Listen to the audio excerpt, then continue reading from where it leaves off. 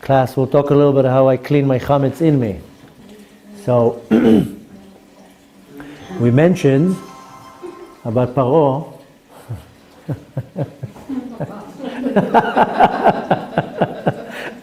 I have to put a metal detector in the entrance and say, like in the courts. In the court, you can't go in with a phone. They have like this box, like a kaveret. How do you say kaveret? Like a beehive. So you have to put your phone, you get a number. So we have to assign somebody. B'ezrat Hashem. It's all good. See, that's the main paro in my life, is this little box that is called an iPhone. It rings every 4 seconds, 4 to 12 seconds, and it disturbs me and distracts me. That's one of the paro in my life. I think 20 years ago people were a little bit less agitated with not something beeping or vibrating on their body. But the reality is that we all have a paro. We mentioned that last week. We have a paro as the letters of hafra'ah, disturbance, and we constantly have things that disturb us. So we buy a lot of shmates and a lot of chemicals, and we scrub every corner of our house to make sure that there's no chametz in the house. Besides the fact that 90% of what we clean is dirt, it's not even chametz. But we constantly are stuck with some things that we don't know where they're coming from, such as bad behavior, bad thoughts, things that are going on in my system, in my mind, and in my body. And the question that comes and arouses is like, say, listen, I already did Teshuvah, and I refined myself, and I work on myself, and I'm about Teshuvah already for 10, 15, 20 years. Why is these all things coming up? Because in many cases the cleaning of the chametz was not done right. And the cleaning of the chametz that we do before Pesach, it's a symbolic act to get the junk out of my system. Because throughout the year, you clean the house, but you don't turn the house upside down. Unless you're really, really OCD about cleaning. But most people, they sweep, they mop, they wash their stuff. It's not so thorough. So during the year, you accumulate. Here a crumb goes over there. Here a piece of treat goes under the couch or under the bookshelf. And once a year, when you start moving all the furniture, that's when you're saying, oh my gosh, the house is a mess. There's crumbs in the couch, fell in from the couch, and here and there, all sorts of places. If you're looking at the symbolic part of it, is throughout the year, you're busy with your life. You don't pay attention to every little crumb that falls. During the year, in Pesach, you're fanatic. A crumb falls, everybody jumps. A crumb! Well, that usually happens the week before Pesach, when the house is already clean. If a child, by mistake, will take a cookie to the wrong room, he can be shot for that, in some cases. So, the craze, a crumb. But throughout the year, the whole house is crumbs and a mess. So if you want to look more at the metaphorical part, look at what are we doing once a year? Once a year, suddenly we're fanatic about something very small. That we know why we're so fanatic about it, because we know it's going to hurt us. Because on Pesach, if you have chametz, or you own, or you eat chametz, this is one of the worst sins in the Torah. It's a sin of karet. A person can chas v'shalom get his entire being chopped off, so to say. Karet is being to cut off. It's a very severe sin. So we're so careful and so fanatic about something so small, but throughout the year we don't do that.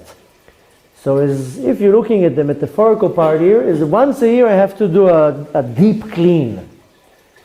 Technically, one can say, let me just be careful the whole year. And then on Pesach, I don't really have to clean. I'll just, go like that. That's technically.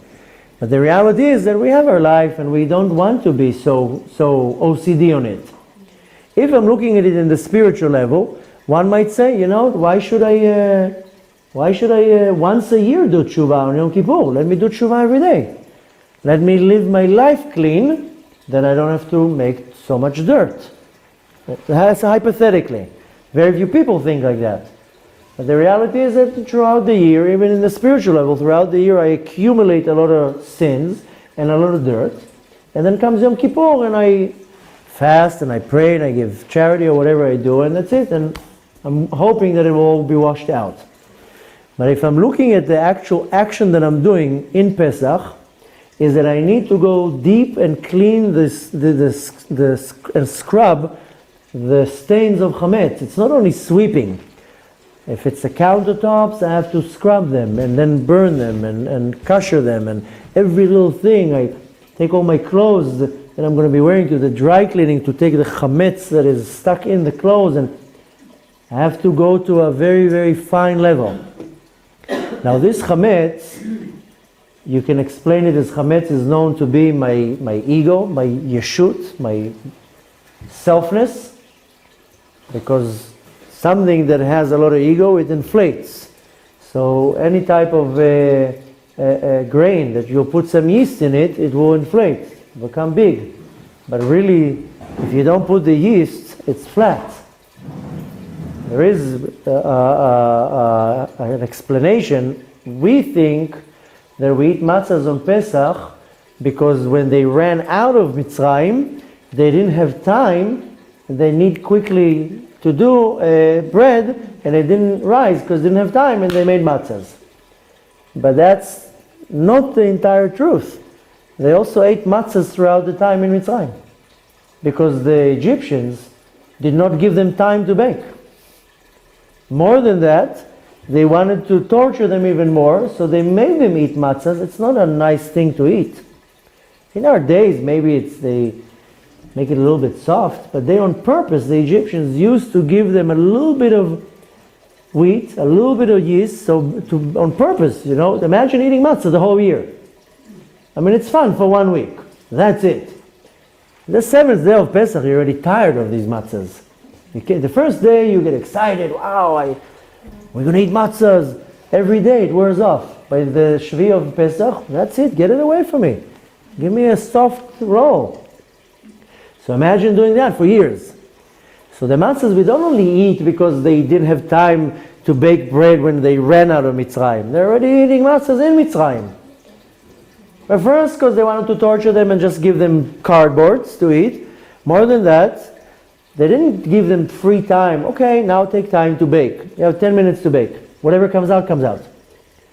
So the matzah mystically comes to represent my humbleness. That I have nothing. I don't have any opinion. I don't have any thoughts. I don't have any type of selfness. It's called yeshut.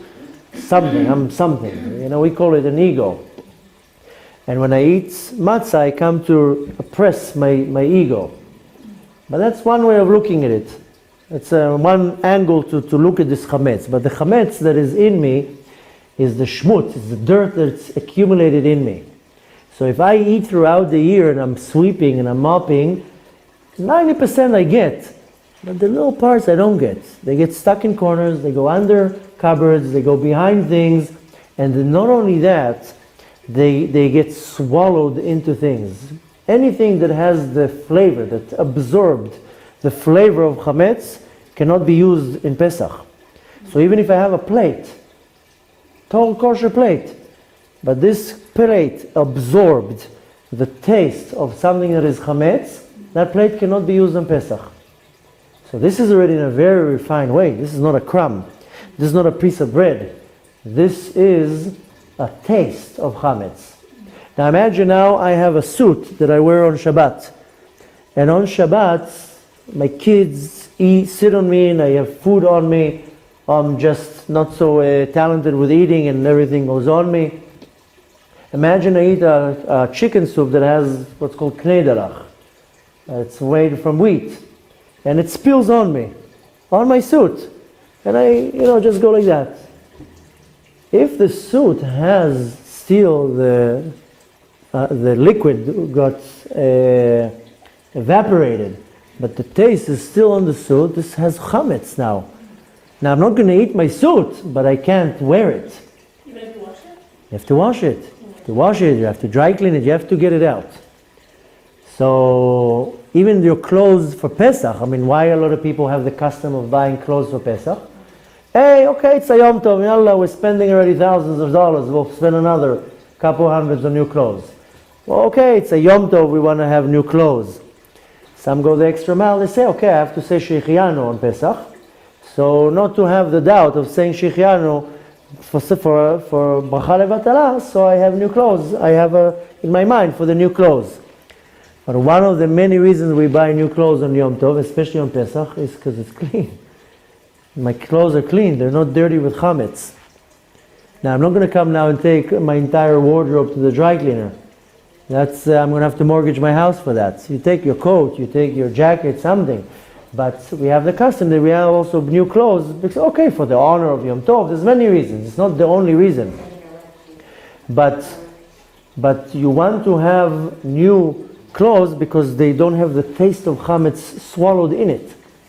So besides the thorough cleaning, when we do it the right way, anything that the taste of chametz was swallowed in it is prohibited to us to have on Pesach. So I want to now concentrate on that level. Because to clean the shmutz, to clean the chametz, the yeshut, the ego in me, that's okay. I have to work. I have to work on that. That we spoke in a different class. That this is the holiday that I have to humble myself. I have to work on my ego. I have to crush it. I have to burn it. But I want to now concentrate on the refined chametz that is swallowed into material, into my plates, into my utensils, into my clothes, into everything. That's how deep the cleaning of Pesach needs to be. And why do I need to do that? Because we're all Baal Teshuvahs. Doesn't matter if I was born religious, doesn't matter if I was born a Jew or a non-Jew, I'm a non-Jew, I converted. At the end of the day, we're all Baal Teshuvah. Because we all need to do Teshuvah. Even if I was born in the most religious neighborhood or community in the world, I still need to do Teshuvah. Because En tzaddik asher yachya ba'aretz v'lo yichta. There's no such a thing that there's a tzaddik that's not going to sin. Moshe Rabbeinu sinned, David HaMelech sinned, I'm not going to sin. So we all sin, doesn't matter what's my background. And sometimes I do tshuva for my sins and then I fall back again. I'm constantly up and down and up and down, and there's a reason for that. But what I want to learn from that is that there's always going to be some taste that is swallowed in. Now again, this you have to understand, looking at it from the halacha point of it, is that anything that swallowed the taste of chametz, and what does it mean swallowed? Every material has pores, and pores is open in heat. So you take now a cup, a glass cup, or a plate, or anything else, with the heat the pores open and it swallows taste. That's why we separate our dishes from meat and dairy. Not because I have it on it, because if I have now a plate of boiling hot soup and it has chicken in it, it has meat in it, the pores of the material of the plate, they open and they swallow the taste of the meat. Now the plate has the din, the status of meat. Now if I'll take the exact same plate and put some porridge, a porridge with milk, boiling hot porridge, it swallows also the taste. Now what happens is also when I open the pores, the taste also spits out. So they have a mixture now of the meat and the dairy in a very refined way. A lot of people will say you're crazy, but that's the reality. That's the level we take it. So our utensils even, and our plates and pots and pans, they have to be separated. The same idea is with the chametz, is that the chametz, anything that swallows the taste of the chametz, it has the status of chametz. So when I do a certain act, and I swallow, so to say, this taste, it's in me, it's part of me, till I spit it out completely. How do you kosher something for Pesach? You have to either put it in boiling hot water, or either you have to blow torch it, or either to bring it to heats of above 500 degrees, You have to do some type of an action to open the pores again, to spit all the taste out. So in the literal level, when it comes to my teshuvah, then I need to know how to do the basic cleaning. But when I want to really work on my teshuvah, then I need to know.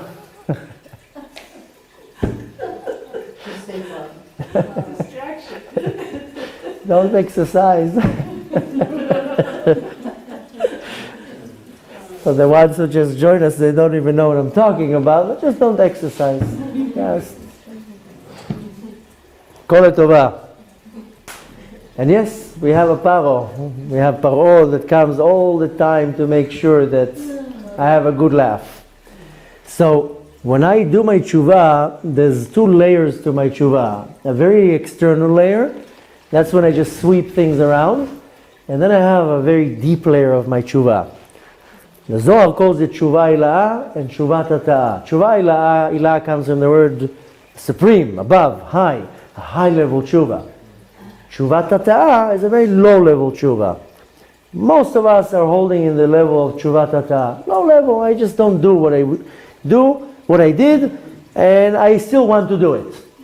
That's the level of the teshuvah that I'm talking about. I'm not chas v'shalom hurting anybody's feelings. We're all in the level of Teshuvah Tata'ah, because I hold myself from doing the sin as either I'm embarrassed, either I'm afraid of the consequences, either I'm afraid of the punishment, or I just understand it's not good, but I still want to do the sin. So that means my teshuvah is a very low level teshuvah, because I still have the desire to do it. Very simple. But if I do a very high level teshuvah, I don't want to do the sin anymore. I despise the sin. I can't even think of even doing that. A person that once used to steal all the time, he might do teshuvah and says, listen, I know it's bad to steal. But he still has the, I wish I could have this right now. But he holds himself. This is amazing. I mean, this is a very good level. And at least he holds himself. He's aware that he has a desire.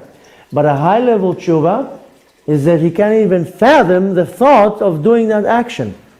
That he completely annulled it, destroyed this whole option. It's not even an option to do this thing. He wants to throw up thinking of this action, like a tzaddik. Tzaddik can't even think, doesn't even cross his mind to do such a thing. So that's a very high level teshuvah. Now, why is that? What does that got to do with me? Because I'm about teshuvah. At least I'm trying. And we're all about teshuvah. We're trying. We're doing our best. But the junk keeps popping up from 20 years ago, from 30 years ago, from 10 years ago, whatever it is. Because the taste has got swallowed in. It's not even on the surface that you can just scrape it. It's so swallowed into my neshama, it's not into my soul, rather into the garments of my soul. We just spoke before about the three garments of thought, speech, and action. The sin is penetrated into the garment. It needs to be pulled out. That's the concept that everybody is afraid of Gehinnom, of hell. The Gehinnom is not such a bad place. I mean, if you go to a very deep place in Gehinnom, it is a bad place. But the Gehinnom that we go to, and we all go to Gehinnom, just prepare yourself. Everybody goes to Gehinnom. You know why? Because to go into Gan Eden, you have to cross through Gehinnom. That's how it works. Gehinnom is hell. So even if you're good, you just go like this on a narrow bridge and you get a little bit heat here, but the path into Gan Eden is through Gehinnom. Sometimes just to see what's going on. Sometimes just to hold your breath for 1 minute. It stinks here. But the reality is that we all have to go through this Gehinnom. In some medorim, in some places in Gehinnom, you don't want to get there. But all of us have to go through it. And even if we have a little bit of schmutz, it has to be removed out. So in essence, the lower level Gehinnom it's a good place. I come with a lot of dirt. It's a dry cleaning, basically. Ever saw how they clean things in dry cleaning? With steams. They take a jacket, they steam it, and that's how they get the stain out. So my soul also has stains, so stuck deep into my neshama, that it has to be steamed out. So I can do it in this world, or I can wait for the process to be done in the world above. Everything in the world above is magnified to a point that if I have to compare it to this world, then spiritually is magnified 6,000 times. So if here I will experience 40 degrees of heat, then in the world above it will be 40 times 6,000. That's just to have an analogy of how things are magnified. So, of course I want to do it here. I don't want to wait for the world above to be dry cleaned. And the reality is that it doesn't matter who I am carrying some dirty laundry. The concept of Pesach is saying, listen, I know you cannot do it on a daily basis. I just know you can't do it on a daily basis. And you are acquiring or taking into your system all sorts of junk that it gets attached to you. Now, in our life, can happen a situation. It doesn't matter right now if it's my fault, it's not my fault, somebody forced me to do it, but things happen in my life. A situation, a big fight in the family, a lawsuit, whatever it is. Half of it I don't choose to get into it. Half of the situations that I'm in, I don't choose to put myself in this situation. And I often wonder, why do I even have to be pulled into this situation? It's not fair. That's what people say. It's not fair, but that's the reality. The reality is that you're in the situation. Right now, we're not pointing whose fault it is. Right now, we want to understand that as I'm going into the situation, I will get affected by it. The Talmud says, "Hamit'abeki menuval mitnavel." If I wrestle somebody dirty, I will get dirty too. That's the rule.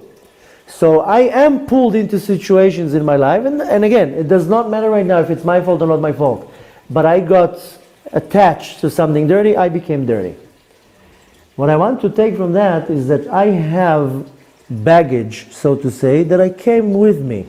And you know, sometimes I'm carrying this baggage from a previous life. It has nothing to do with this life. I carried something that's stuck on me from a previous life, and now I have to correct it. And I do not understand why I have problem with anger. What did I do? Why? I have something stuck on my soul, a stain, an annoying stain. Before I became religious, I was very, very, very neat. Not that I'm not neat now, but if I would have a crumb, a microscopic dot on my jacket, oy vavoy. And if somebody would be at fault in doing that, they can already purchase a plot. Because that's how I was. I would go out of the house. If a thread would be crooked, or see, I have a stain here. Once, this would drive me insane.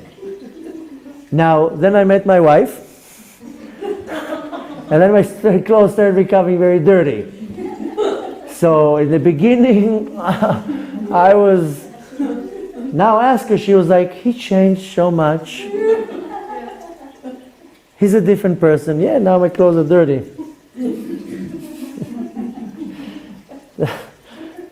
Once it would bother me a lot.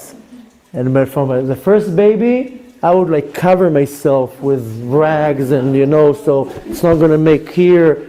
Second baby, the rags became towels. Then the third baby, it was already, the fourth baby, my shoulders are dirty. And people come and tell me, you have dirt on your shoulder. I know,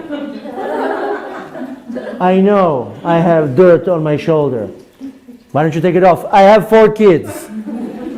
So now 6 kids is like, everything is dirty. So you see on Shabbat, 1 kid is here, 1 kid is here, here's the soup, then people say, why don't you eat? I know, trust me. There's a reason why I'm not eating. So, besides I try to eat with a beard, it's like, it's not a nice sight, trust me. No, the braiding is not the problem. The problem is try to eat soup with a beard. So the point is that I was very, very annoyed with a microscopic dots of dirt on my body, which really, where it changed from the external to the internal. Now I don't mind if I have dirt on my jacket. I mind when I have dirt on my inner jacket. That's why I used to get so annoyed. Not because I was mentally a challenge or something, or I had a problem, or an issue, or disorder. Inside it was affecting me. So it didn't bother me that the inside is dirty, so it came out. So the outside bothered me. So it bothered me that my clothes are dirty because I did not like that my outside doesn't look perfect. But that was the very external part. When that got out of the system, then the inside started bothering me. So I want to get to a point that the dirt inside bothers me, because most people, the dirt inside doesn't bother them. They don't.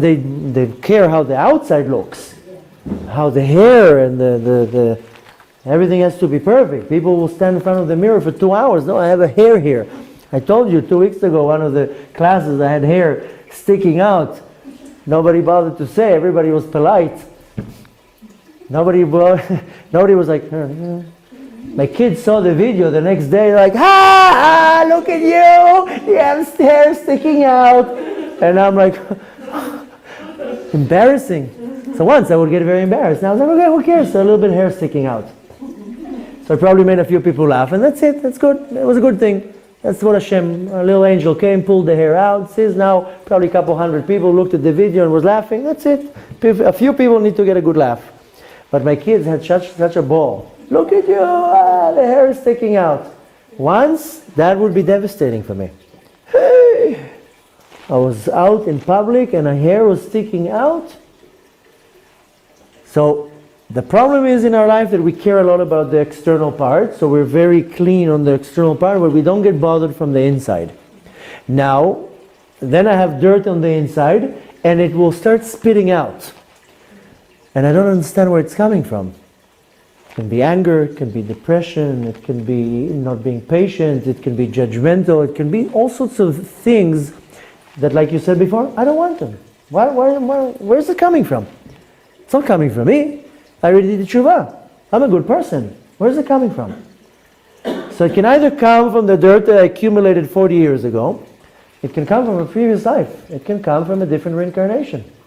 That I did some type of a blemish, and now my levush, the garment, all my neshama is dirty, now clean it. And I'm born with a problem of anger, a problem of impatience, a problem of resentment, whatever it is. We all have problems. I mean, we might pretend that we don't have problems, but we all have problems. It's not that something's wrong with me. Hashem gave me a little task, and He says, I want you to get over your anger. I want you to get over your resentment. I want you to get over your patience. It's not that something's wrong with me. It's not that society tags me with an X. That's the problem of society. There's nothing wrong with me. If I have a problem with anger, there's nothing wrong with me that I need to be outcast right now. You know, a kid has a little bit of spacing out, that's it. He has a learning disorder. Take him out of the class. There's nothing wrong with him. Why are you tagging him? That's his being. That's who it is. So, nothing wrong with me. Hashem gave me a task, refine your midot, work on your attributes. I'm going to give you 3 midot to work on, you 3 midot to work on, your 5 midot, you 6 midot. Refine them. You have to refine your anger, you have to refine your patience. Doesn't matter. We all have to do something. So, the point is to understand that I need to now go to the deeper level to do the real Pesach cleaning. And how do I really do the Pesach cleaning? Some people, what they do is they put everything in a closet and they sell the chametz. That's it, I'm done with it. But it works for only an extent, only a certain amount of things. You can't put everything. I mean, some people, what they do is they sell the whole house and they go to a vacation. But you know what it is? That's an easy way out. In the last 3-4 years ago, we were invited to a Pesach retreat. Now the way it worked, my wife was due, and she was like, listen, I can't do Pesach. I'm like a semi-trailer with an oversized load. I can't move. I can't do Pesach. And in the beginning I told her, get help. She's like, I can't. I'm due a week after Pesach. I can't cook, I can't clean, I can't do nothing. We have to go to a retreat, a Pesach retreat. I told her I barely have money for the gas to take me to the retreat. You want me to go to the retreat? So she got me a job, yeah. So she called a few retreats and she told them, my husband is a speaker. He'll come and speak, give me a room for free. So one place jumped on the opportunity. So I was speaking day and night. Speak in the morning, teach at night. So all day long I was talking. But we got a Pesach retreat. So my wife is very good in advertising and public relations. She told him, my husband's a very good speaker. He doesn't mind. He'll speak. He'll teach. So I got a job, and my wife got a vacation, and my kids got a lot of food. So the reality was that it was amazing. I mean, fancy hotel, don't have to clean. We just sold the house.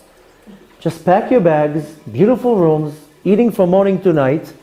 Everybody's like gaining like 500 pounds just from the food. Everything is catered. I don't have to clean. And really, the reality, it was amazing. I'm not lying. I would be lying to myself if I would say it was torture. It was amazing. Amazing food, a 5-star caterer. The next year, my wife was like, are we going again? I'm like, but you had the baby. No, I'm breastfeeding, and now they want you. They want you. You inspired so many people there. Don't you want to inspire more people this year? So the next year we went again. We had to inspire all these people and to eat all the good food. So for 2 years in a row, we were in a 5-star retreat for Pesach, and it is a treat. I mean, you wake up in the morning and you're like, okay, let's go to this buffet, and you stuff yourself in the buffet, and then you sit outside and everything is nice, and babysitting for the kids, they have camps for the kids and all these activities. The reality is that it is fun. But 2 years in a row, my wife and me said, you know what? It's not Pesach. It's a vacation. We don't really clean the junk. We don't clean the chametz. So it's fun, it's nice, but I'm fooling myself. It's not the real Pesach. As much as this place was strict, it's not Pesach. You don't clean, you don't work hard, you don't feel the holiday. So as much as we enjoyed ourselves, my wife says, you know what, you're right, it's not real Pesach. You don't get this Pesach. You come out of this retreat fat and lazy and back to square one. But when you go out of the real Pesach, you go with new energies, you're skinny, you're healthy, you fast for 8 days. All you eat is matzahs and bananas. And potatoes. So, besides the physical diet, it's a very, very powerful spiritual week. And if you notice, if you do it the right way, you have this unbelievable energy after Pesach. You're clean. Everything is clean in your environment. So, there are two ways of celebrating Pesach. In a fancy retreat, if you can afford it.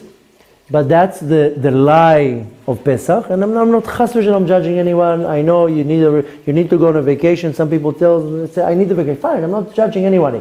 Chas v'shalom, I don't want to ruin people's business.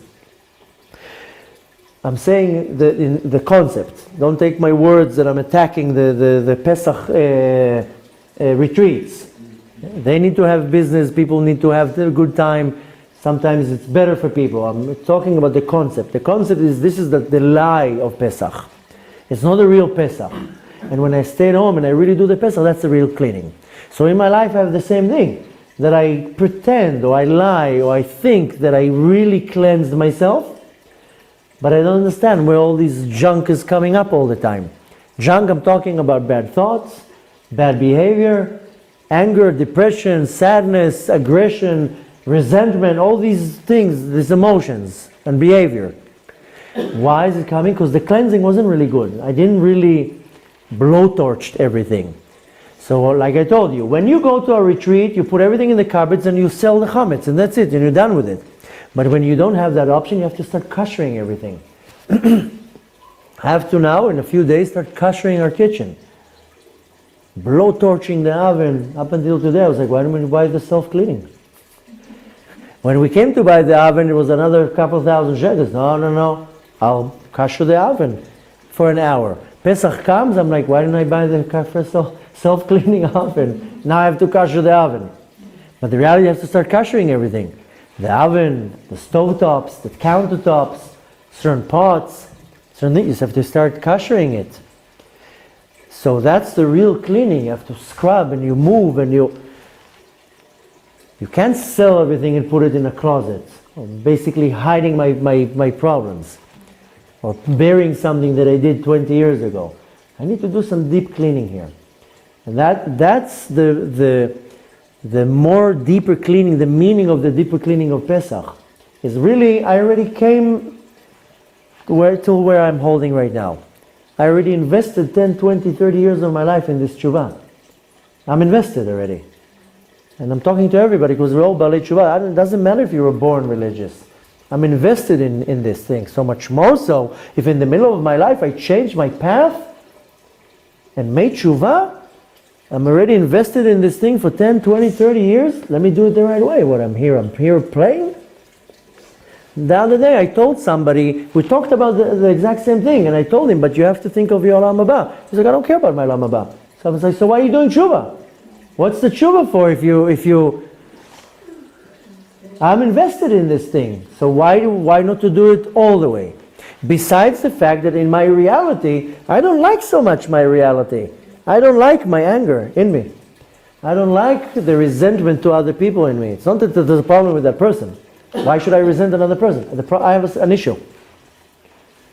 So I don't like certain character traits in me, so I need to clean the chametz. Now, off the subject, but there's always going to be the paro that's coming to disturb me. And tell me, no, you're doing great. What are you talking about? Look at this beard. You're doing amazing. Look how religious you are.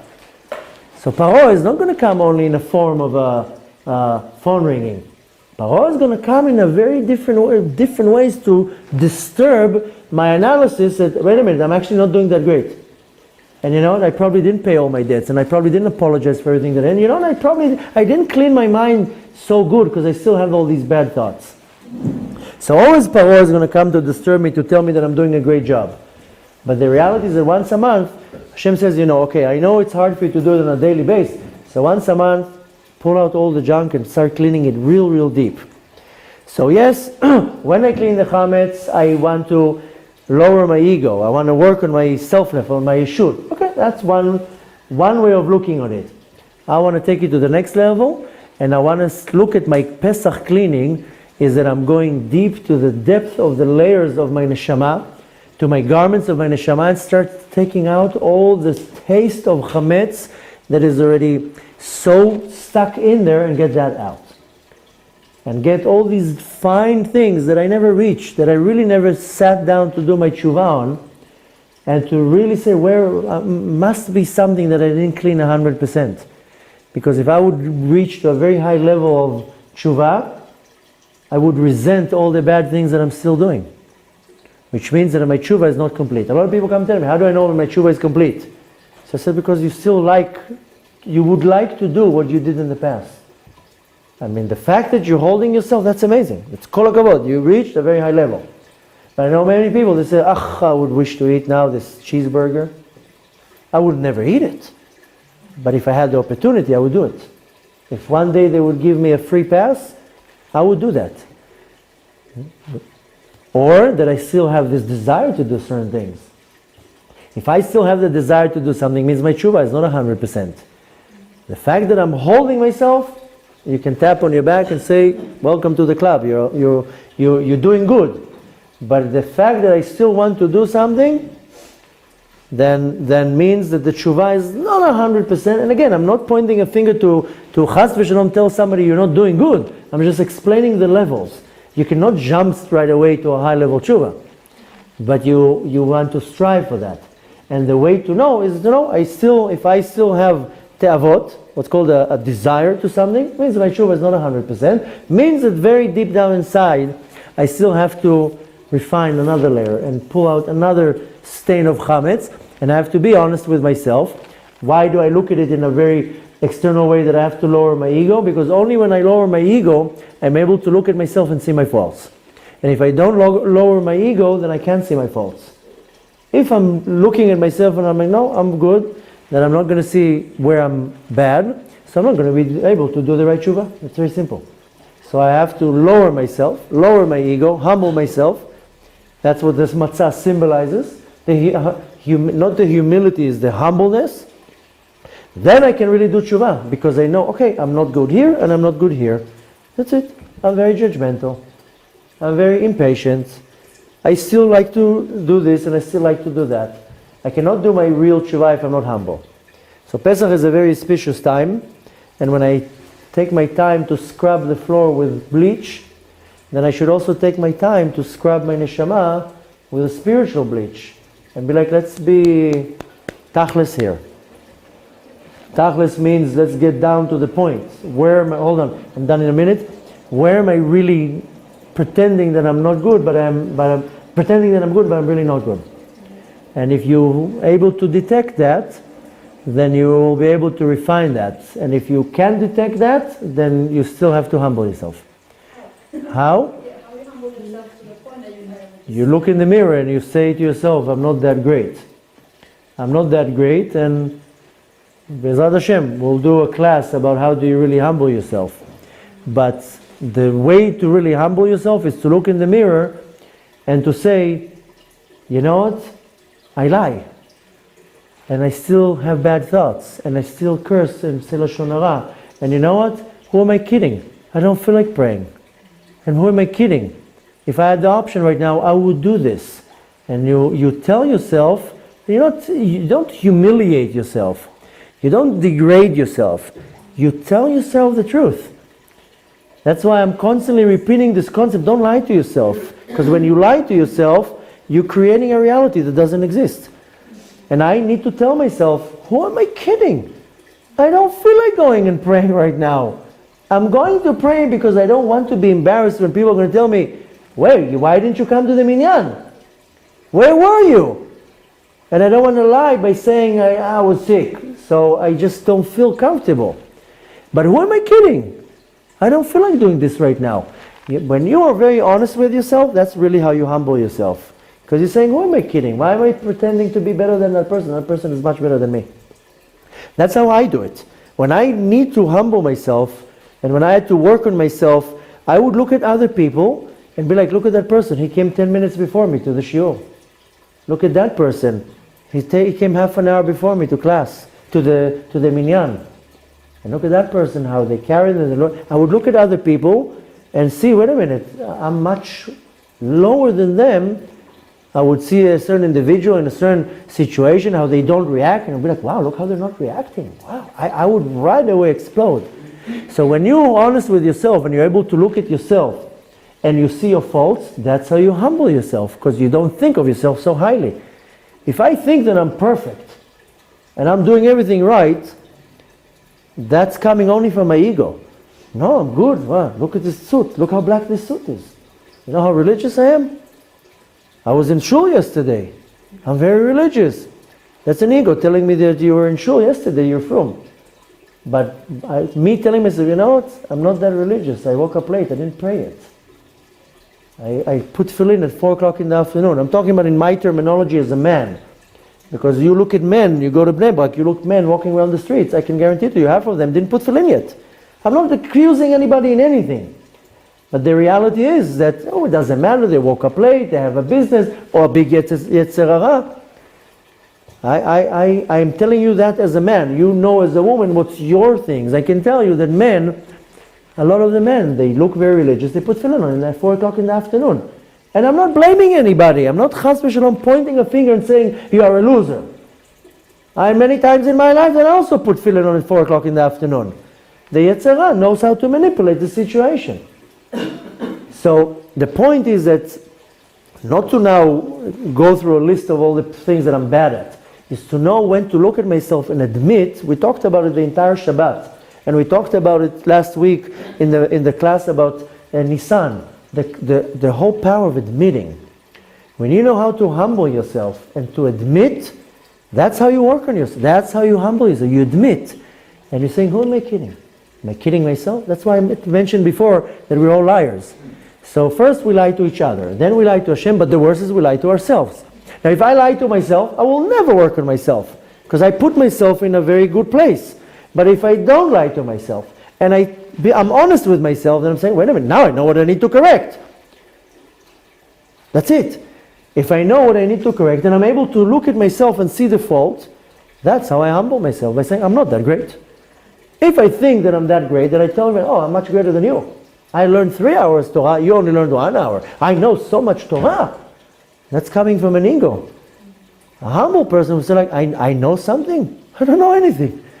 Well, look at that man. Look at that man. Look, he knows much more than me. I don't know nothing. So the way to humble yourself is to look at yourself and see your faults. And if a person thinks they don't have a fault, that is a big sign that your ego is out of control. And if you know how to look at yourself and say, I do have faults. I lie here and there. I'm not so honest. I judge every person that I look at. I'm lazy here. I don't do this. I don't do that. You have to be very honest with yourself. That's our problem. That's why I keep repeating it, that we lie to ourselves. And if I stop lying to myself, then I can put everything on the table and start making the right analogy of my reality. And if my ego comes in, no. I will find all the halacha loopholes why it's okay to put tefillin on in 4 o'clock in the afternoon. I'm giving you terms in my gender. You take those terms in your gender or whatever, and you're saying, okay, where am I pretending and I'm giving myself discounts and I'm pretending and I'll find all the loopholes in halacha to permit me to do it. And this is regards to halacha. Now talking about your midot. The point is, don't lie to yourself at all. Be honest. I gave you before the thing to do, the practice to do, write your lies. Now when you start doing that, when you start becoming very honest with yourself, then you humble yourself because you're saying, I'm not that great. That's it. Once you humble yourself to a level that you understand that you're not that great, now you start cleaning the chametz. That's where you go to the deep cleaning. And now what's going to be the result? You do what's called biur chametz, you burn it out, you take it out. Then it doesn't exist. Then you got rid of it. I gave you one example on Shabbat. Some of you heard that before I was religious, I was the most hot-tempered individual. It was not normal I was hot-tempered. Somebody would look at me the wrong way, I would flash at them violently. People from my past, they say it's a total different person. Now, did I calm myself down? Did I stop eating something that made me crazy? No. I was able to, with many years, to refine this character trait, this midah of kas.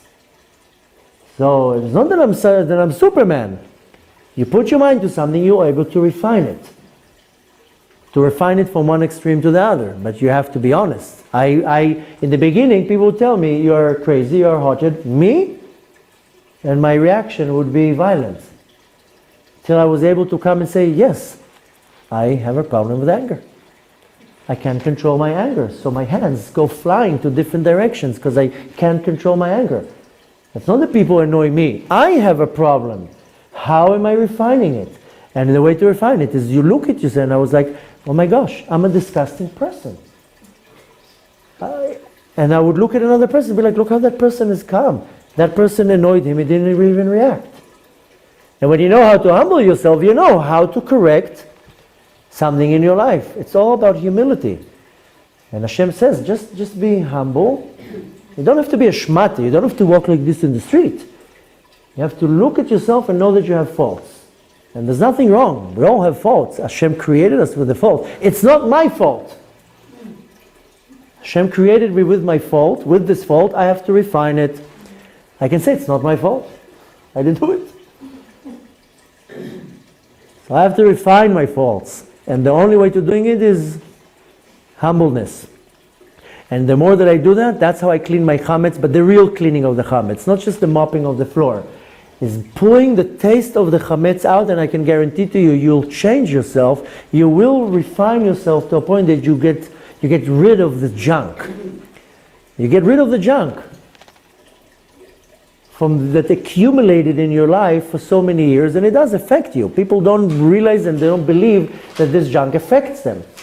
So if I used to watch movies for 20 years, junk movies, it's still in my mind till I will get it out. Till I will carve it out. It's with it. I just threw movies. It's everything. It can be food, can be patterns of behaviors, can be anything. So the point I want to take from that is I'm celebrating Pesach not just to eat matzahs and to have a little seder and to do all these things. I need to reflect and I need to see, wait a minute, it's a time of the year that's when I need to look inside and say, wait a minute, I gotta clean the system. And it's an auspicious time. It's a time that I get assistance from above. Our sages say, "Habali ta'er mesayin oto." Person comes to be clean, they'll help him from above. So Hashem says, you start your fire. I told you that when we talked about before, the class about the parasha, Esh tamid tukad al mizbeach lo tichbeh. There's a very big connection to Pesach, because Esh tamid tukad al mizbeach lo tichbeh. You should always have this constant fire burning. It should not turn out. How did it work in the system of the korbanot? The Kohanim, would put the sacrifice on the fire, ignite it, and that allowed the fire from above to come and consume it. So it had to be, first I have to light my fire, then the fire from above would come and burn and consume the korban. So I have to do what's called my it'arut diltata, my awakening from below. So I scrub the floors. I have to scrub the inside. Comes the 7 days of Pesach, the 8 days, if you add the Achron Shel Pesach, that's when Hashem does his part. He says, you clean your system for a week or 3 or 4 weeks. I'll come on Pesach, I'll do the rest. I'll come from above and refine everything. I'll take all the junk away. You just start. So I have a week, exactly a week, to really do my final cleaning. You know, usually in the first few weeks when you clean the closets, you take the clothes out, you open the books. The week before Pesach is when it's a serious cleaning. Take the oven out of its place, the fridge comes out and starts scrubbing. That's when the serious cleaning is. Now, in our house, 3rd floor, there's already these strips, caution, clean for Pesach, stickers there, don't go up. My kid did a sin yesterday. He took a cookie and he crossed the no cookie zone. Alarms going on. What are you doing? You know, the no cookie alarms. It's an alarm that just goes, ah! He was traumatized. He threw the cookie. Now you made it worse! Now the cookie is broken into pieces! What did you do? He's like, he crossed the no cookie line. But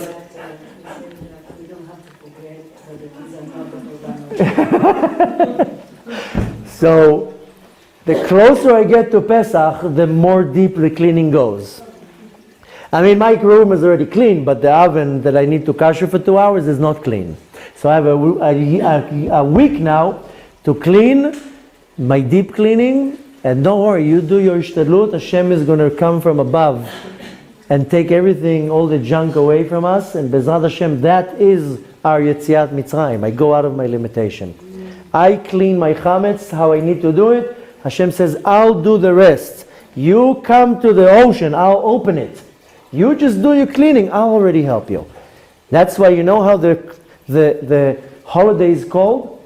We call it Pesach. Pesach is an invention, by the way. Pesach came b'chlal our sages. It's from the Gemara comes the word Pesach. In the Torah, it's called Chag HaMatzot. So the biblical name is the holiday of matzahs. Our sages already said, let's call it Pesach. But really, the name is Chag HaMatzot. But we also have another name for it. It's called Chag HaChirut, the holiday of freedom. If you do what you need to do, you will be freed. You will go to your spiritual freedom. Needless to say that if we were able to reach to that level, we'll also go into our physical freedom. Bezrat Hashem, we should merit to be freed and out of our exile, both in the physical and the spiritual level. We have another week to work on that. Bezrat Hashem, we should win and gain our Yetziat Mitzrayim and hopefully sacrifice the Korban Pesach in Bet HaMikdash this year.